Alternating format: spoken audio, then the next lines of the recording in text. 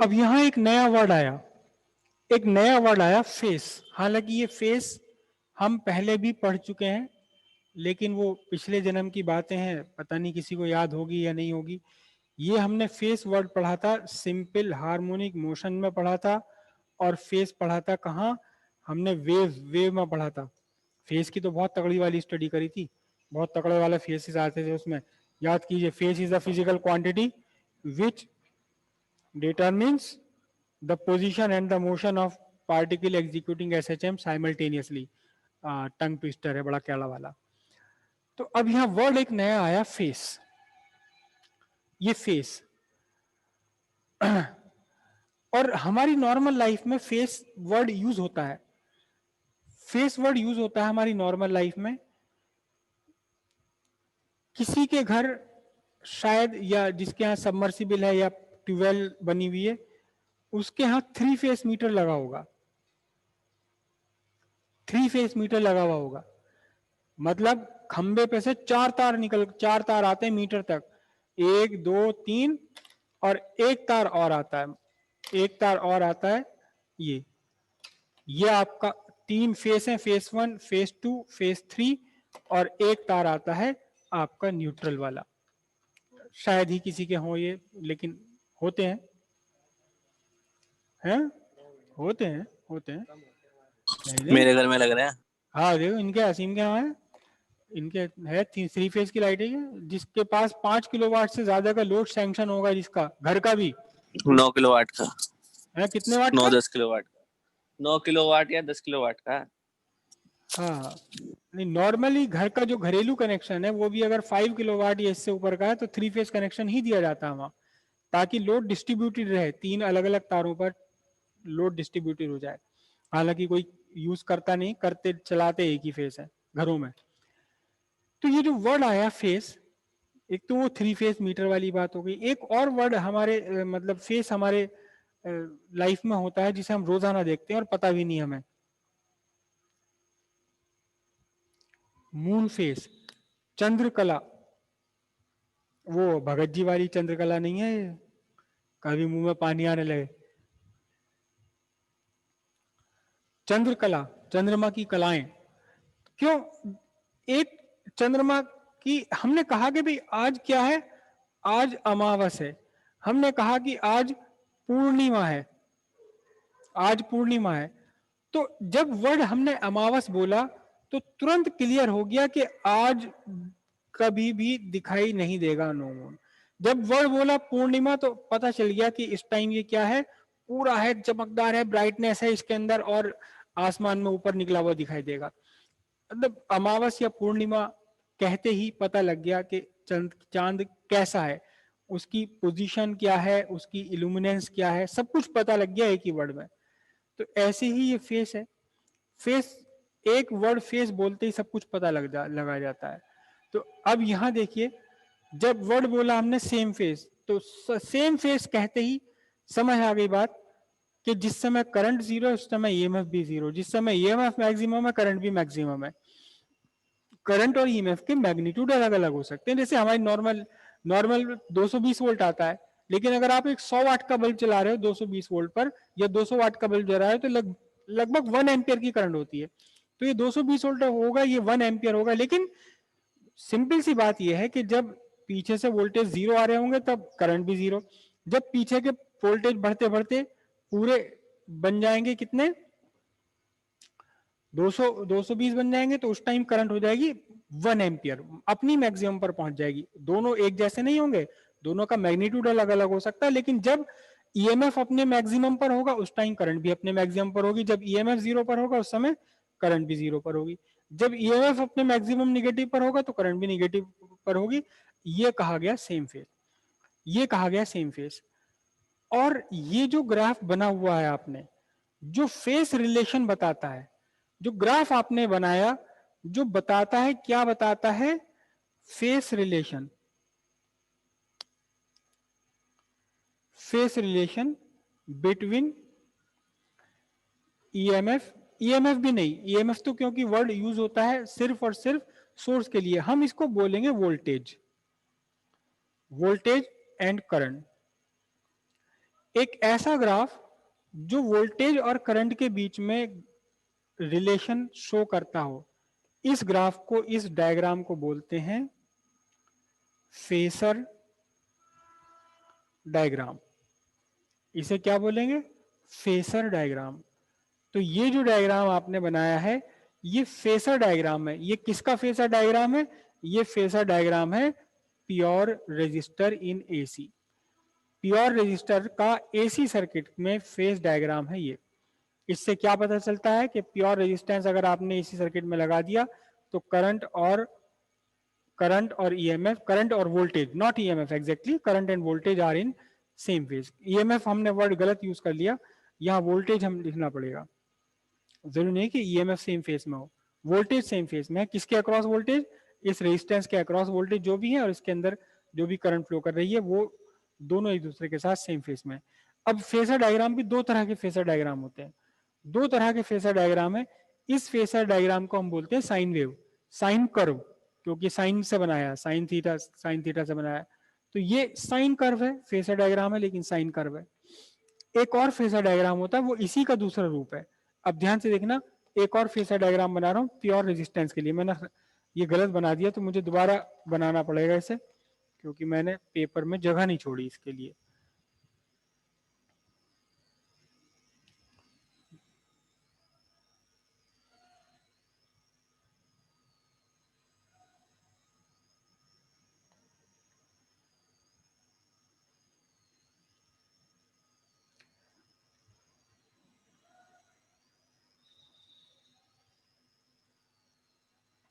ठीक है, x axis पर वही टाइम।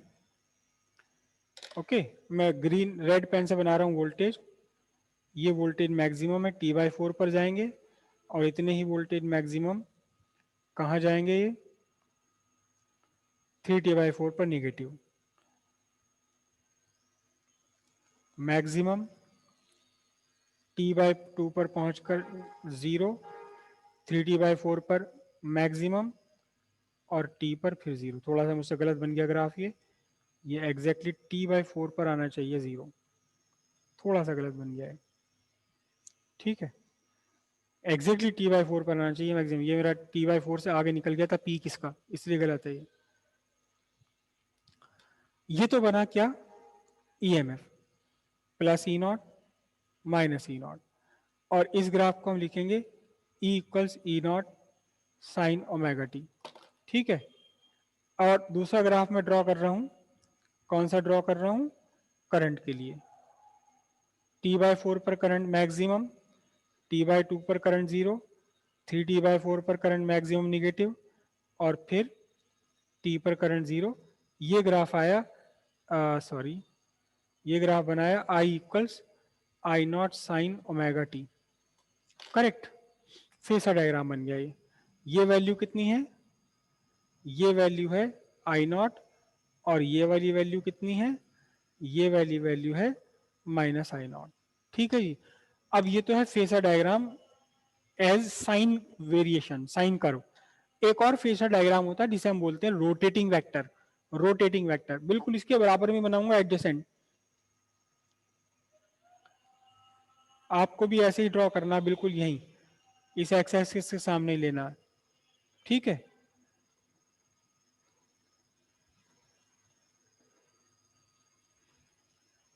बड़ा टिपिकल सा डायग्राम है ये।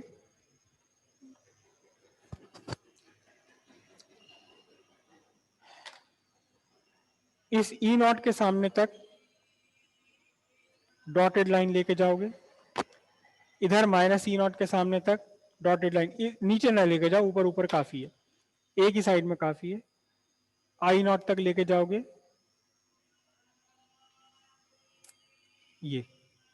ठीक है, ये बना कितना? E0 प्लस में E0, और ये क्या बना? ये बना प्लस I0। प्लस या माइनस लिखने की वैसे यहाँ जरूरत नहीं है, बेवकूफ़ी है। ये 0 0, क्योंकि हमने वाई एक्सिस पॉजिटिव वाई पर बनाया तो अपने आप ये E0 और I0 पॉजिटिव है। इधर क्या होते ये? इधर ये निगेटिव होते। चलो बना डालो इसे भी, इसे ही बना दो। ये कितना? माइनस E0, और ये कितना है जी? ये है माइनस आई नॉट, करेक्ट। ये पीक वैल्यूज बनाई आपने, ये बनाई आपने क्या, पीक वैल्यूज बनाई है ये। अब इसके बाद ऐसे आपको पेंसिल लेनी है, कंपास में लेना है, और फिर क्या बनाना है, अभी तो एक चीज और रह गई, इंस्टेंटेनियस टाइम टी। टाइम मैंने यहां लिया ये टाइम ले रहा हूं मैं यहां, this is time instant T. तो टाइम टी पर ई और आई फाइंड करने के लिए आपको क्या करना होगा, एक लाइन ड्रॉ करनी होगी टाइम टी पर। थोड़ा गलत बना दिया भाई, मैं टाइम यहां ले रहा हूं, यहां ले रहा हूं टाइम टी, क्योंकि वो ग्राफ थोड़ा कंजस्टेड हो जाना था, तो मैंने यहां ले लिया। ओके, मेरे ख्याल से सबको ये क्लियरली विजिबल है, क्लियरली विजिबल है सबको ये वाला टाइम टी नहीं लेना हूं मैं, यहां ले रहा हूं। उसकी रीजन ये है कि फिर दो फिगर एक दूसरे के पास पड़ जाती, करेक्ट। अब क्या करेंगे, देखो ध्यान से, यहां ये ग्राफ कौन से पर कटा, ई पर, तो एक लाइन एक्स एक्सिस के पैरेलल लेनी है आपको यहां तक, ठीक है जी। ये यहां जहां ग्रीन वाले ग्राफ को काट रही है आपकी ये वर्टिकल लाइन, तो आपको एक और लाइन ड्रॉ करनी यहां तक,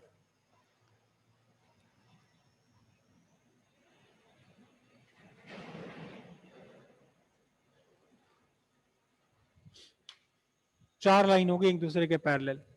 इसमें से मैंने ये बनाई है दो लाइनें रेड की, और ये दोनों लाइनें ग्रीन बनाई है।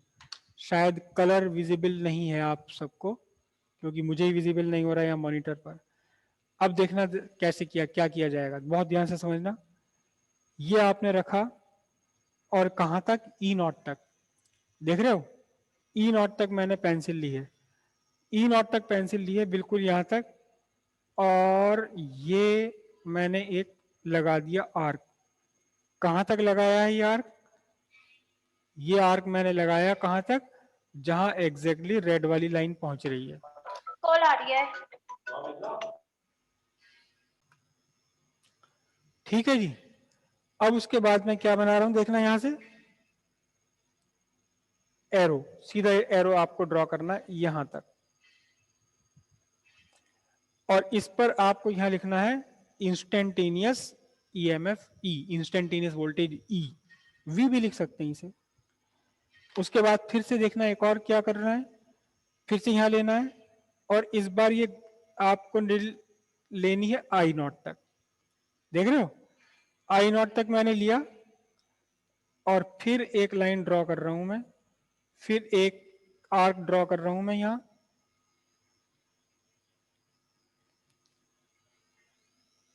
मेरी कंपास बड़ी रह गई, जबरदस्ती मुझे इसे मिलाकर ड्रॉ करना है।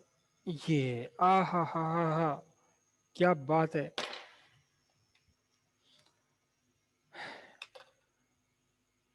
इरेजर कहाँ है भाई, जी नहीं, तो बेकार सी, ये थोड़ा सा मैं इसको मिटा दूं, ताकि ये ग्राफ आपको क्लियर हो जाए कि ये मैंने आर्क कहाँ लगाया है, आर्क कहाँ लगाया है। देखिएगा ध्यान से, ये आई नॉट वाली जो ऊपर वाली लाइन है, यहां से ग्राफ चला नीचे, और अब इसके ऊपर बना देंगे हम एक और, ये क्या, instantaneous value of current I. अगर आपने बनाया बिल्कुल बढ़िया ओरिजिनल कंपनी वाला ग्राफ, तो आपका ये रेड वाला एरो और ये ग्रीन वाला एरो बिल्कुल एक दूसरे के ऊपर आएंगे अपने आप ही।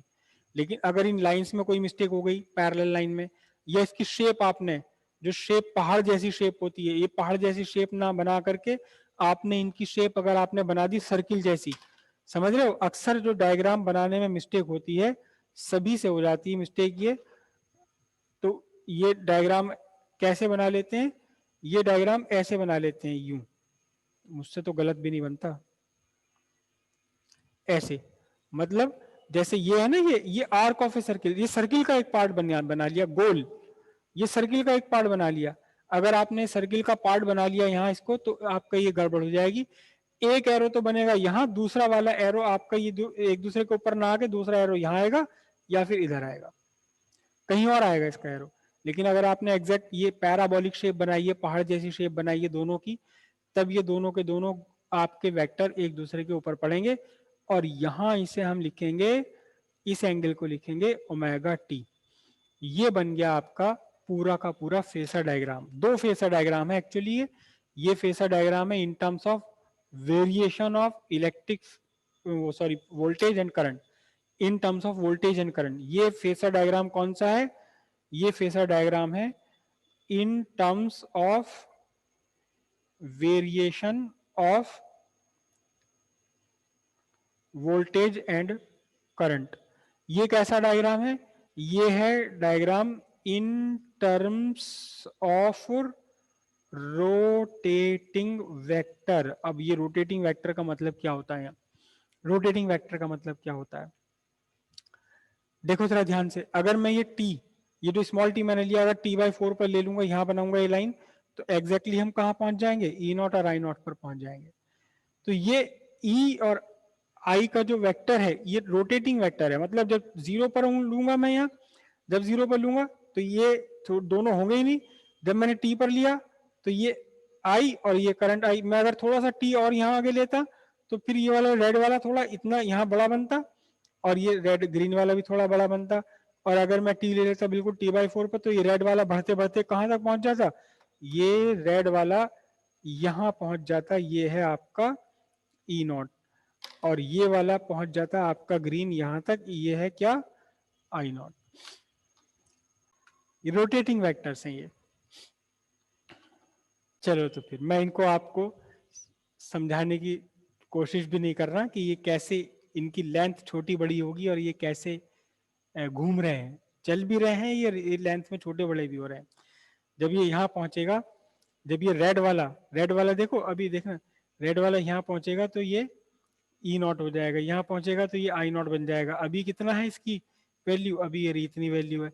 यहाँ तक पहुंचाऊंगा तो और वैल्यू बढ़ेगी, यहाँ बनाऊंगा और वैल्यू बढ़ेगी, और टी बाई 4 पर पहुंचते जीरो ई नॉट तक पहुंच जाएगा। एनीवे, तो दो ग्राफ आपके होते हैं, ये दोनों ही फेसर डायग्राम कहलाते हैं। ये है इन टर्म्स ऑफ रोटेटिंग वेक्टर, ये वोल्टेज वेक्टर, और ये करंट वेक्टर। करंट वेक्टर नहीं होती, लेकिन यहां हम डायरेक्शन वैल्यू है तो हम करंट को भी वेक्टर ही लेते हैं।